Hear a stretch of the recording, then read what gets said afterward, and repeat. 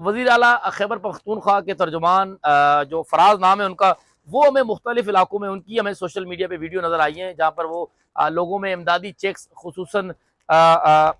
बुनीर, शांगला, दीर, स्वात और मुख्तलिफ इलाकों में उनकी जानिब से जो है वो लोगों में चेक्स और इमदादी जो रकूम है वो तकसीम की गई हैं।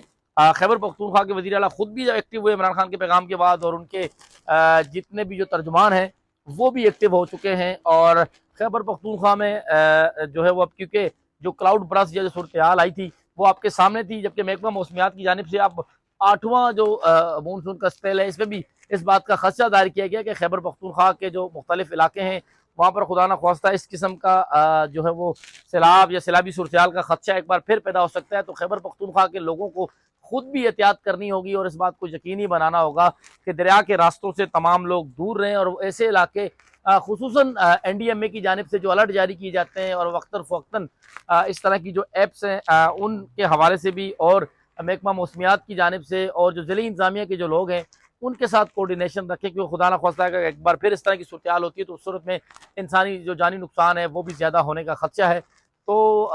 जो KPK की जो हुकूमत है उसकी जानिब से भी काम किए जा रहे हैं, लोगों की मदद की जा रही है, लेकिन जो नुकसान है और जो आपको पता है कि जितना जानी नुकसान हुआ या माली नुकसान हुआ या जो तबाही हुई है, लोगों के घर टूटे हैं, तो इसकी बहाली में कम अज़ कम 2 से ढाई साल लग सकते हैं।